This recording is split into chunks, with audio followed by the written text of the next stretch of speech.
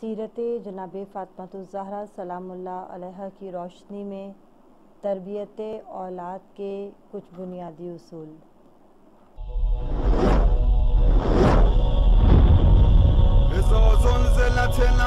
زمین محشر عظماست is an حال زمین لرزه به دلهاست چه شوریست چه غوغاست اعوذ باللہ من الشیطان الرجیم بسم اللہ الرحمن الرحیم رب اشرح لی صدری ویسر لی امری واحلل عقدۃ من لسانی یفقہوا قولی اللہم صل علی محمد وآل محمد وعجل فرجہم۔ بسم اللہ الرحمن الرحیم۔ خداوند عالم کی بارگاہ میں دعا گو ہوں اور امید کرتی ہوں کہ آپ سب خیریت سے ہوں گے۔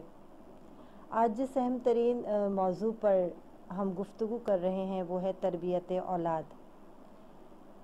بظاہر یہ لفظ بہت مختصر سا لفظ ہے تربیت اولاد، لیکن یہ لفظ اپنے اندر بہت گہرائی رکھتا ہے، بہت بامعانی یہ لفظ ہے، اور اگر ہم اس موضوع پر گفتگو کرنے کا آغاز کریں تو گویا اس بات کی ہم وضاحت اس طریقے سے کرتے ہیں کہ ہم سمندر کو کوزے میں بند نہیں کر سکتے۔ اور ہم نے جو اپنا موضوع لیا ہے سیرت جناب فاطمہ الزہرا سلام اللہ علیہا کی روشنی میں اولاد کی تربیت کے بنیادی اصول، میں اپنی طالب علمانہ سوچ کے مطابق کچھ مختصر اصول آپ تمام خواہران کے گوش گزار کرنا چاہتی ہوں۔ میری آپ سے گزارش ہے کہ ویڈیو کو اختتام تک ضرور دیکھیے گا، انشاءاللہ کچھ نہ کچھ آپ کو بہترین اس ویڈیو سے معلومات ضرور حاصل ہوں گی اور اپنے بچوں کی تربیت کے لیے آپ کو کچھ آگاہی ضرور ہو سکے گی۔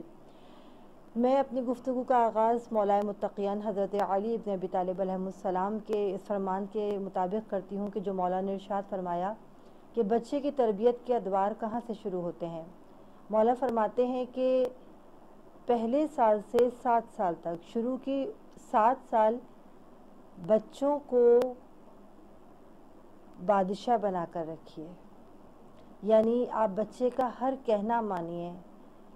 7 سال سے 14 سال کی عمر بچے کو اپنا غلام بنا کر رکھیے اور خود بادشاہت اس کے اوپر کیجیے، اور 14 سال سے 21 سال کا جو دورانیہ ہے اب وہ بچہ آپ کا وزیر بن گیا ہے، یعنی مشاورت کے قابل ہو چکا ہے۔ یہ 3 ادوار مولائے متقیان نے ہمارے سامنے ہم جیسے کم علموں کے لیے، ہم جیسے طالب علموں کے لیے، ہماری ہدایت کے لیے، ہمیں بچوں کی تربیت کے لیے یہ 3 ادوار مولا نے تعلیم فرمائے ہیں۔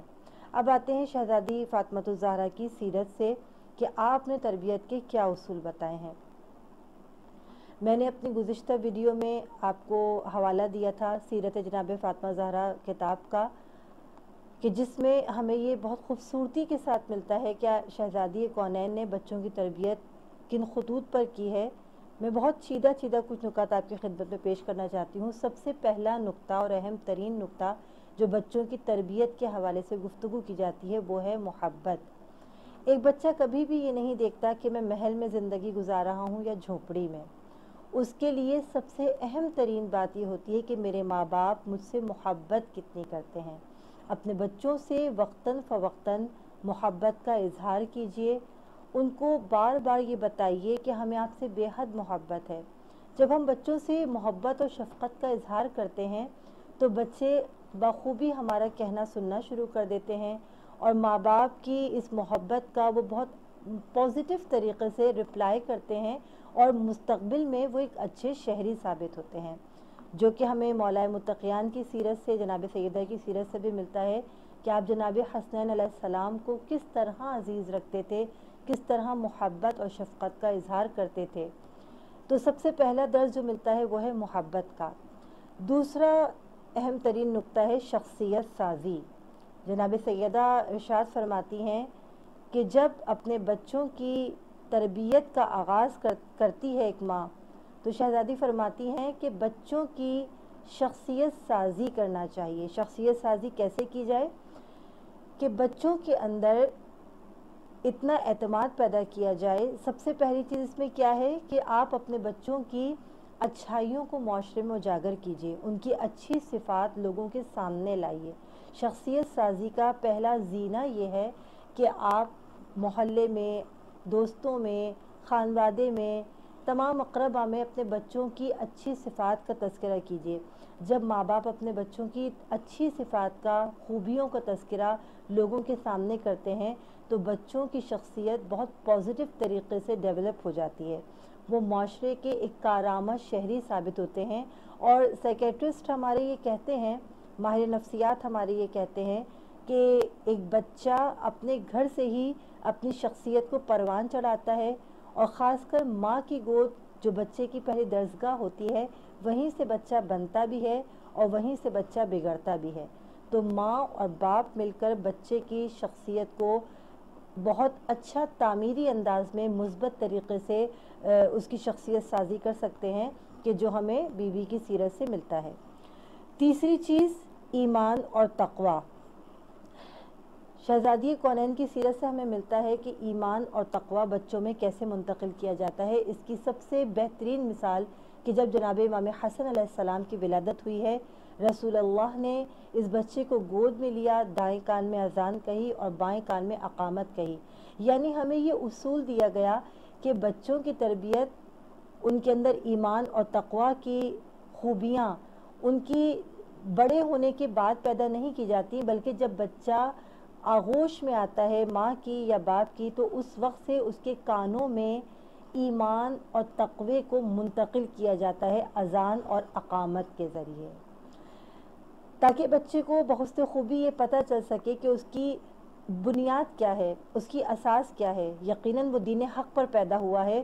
اور شہزادی کی سیرت ہمیں بتاتی ہے کہ جب جناب سیدہ امام حسن علیہ السلام کو پیار سے گود میں لے کر کھیلتی تھیں تو آپ کہتی تھیں، اے حسن، آپ اپنے بابا کے جیسے ہیں، ناحق کے خلاف کھڑے ہو جائیے گا، کبھی ظلم کے آگے سرنگو مت ہوئیے گا۔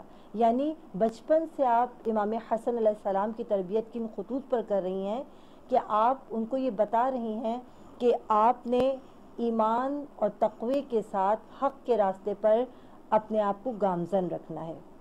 چوتھی چیز بچوں کی تربیت کے حوالے سے نظم اور دوسروں کے حقوق کی مراعات۔ نظم اور دوسروں کے حقوق کی مراعات سے کیا مطلب ہے؟ میں اپنی خواہران کو، اپنے تمام مومنین کو، اپنے بھائیوں کو مخاطب کرنا چاہوں گی اس خصوصی نکتے کی جانب۔ آج ہمارے معاشرے کا المیہ یہ ہے کہ ہم بچوں کے اندر بہت زیادہ ڈفرنس رکھتے ہیں، تفریق کرتے ہیں۔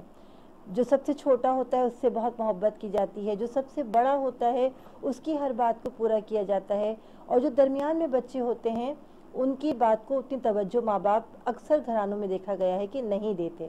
لیکن اسلام ہمیں کیا درس دے رہا ہے؟ اسلام ہمیں یہ درس دیتا ہے کہ بیٹا ہو یا بیٹی ہو، کم عقل ہو یا بہت ذہین و فطین ہو، گورا بچہ ہو یا کالا بچہ ہو، سب کو یکساں طور پر محبت دی جائے، ان کے حقوق کی پاسداری کی جائے، کبھی کسی ایک اولاد کو دوسری اولاد پر برتری حاصل نہیں ہونی چاہیے۔ کیونکہ دیکھیے، پانچوں انگلیاں برابر نہیں ہوتی ہیں، کچھ بچے بہت ذہین فطین ہوتے ہیں ایک ہی ماں کے، اور کچھ بچے تھوڑے سے کن ذہن ہوتے ہیں، لیکن ہمیں ان کو اس طریقے سے برابری کی بنیاد پر محبت دینا ہے، ان کو سکھانا ہے کہ آپ سب ہمارے لیے ایک ہیں، ہم آپ سے یکساں محبت کرتے ہیں، ایک دوسرے کی حقوق کی پاسداری کرنا سکھائیے۔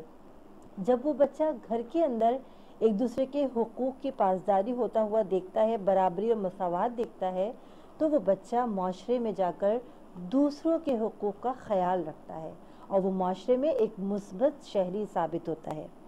پانچویں چیز ورزش اور کھیل کود۔ میں اپنی محترم ماؤں سے گزارش کرتی ہوں، بات تھوڑی تلخ ضرور ہے لیکن حقیقت پر مبنی ہے، کہ آج ہماری مائیں بچوں کے ہاتھوں میں موبائل فون دے کر اپنی ذمہ داریوں سے عہدہ برا ہو جاتی ہیں۔ یہ بھول جاتی ہیں کہ ہمارا بچہ اس موبائل سے کس طرح فائدہ اٹھا رہا ہے، آیا وہ پازیٹیو چینج لا رہا ہے اپنے اندر یا نیگیٹو چینج۔ اپنے آپ کو اس بچے کے ساتھ ایسی اٹیچ کرنا ہے آپ نے کہ جب بچہ کچھ بھی کر رہا ہو، کچھ کھیل رہا ہو، چاہے وہ موبائل ہی کیوں نہ ہو، تو آپ اپنے بچے کو چیک اینڈ بیلنس رکھیں۔ سب سے بہترین چیز جو اسلام نے ہمیں سکھائی ہے وہ کیا ہے؟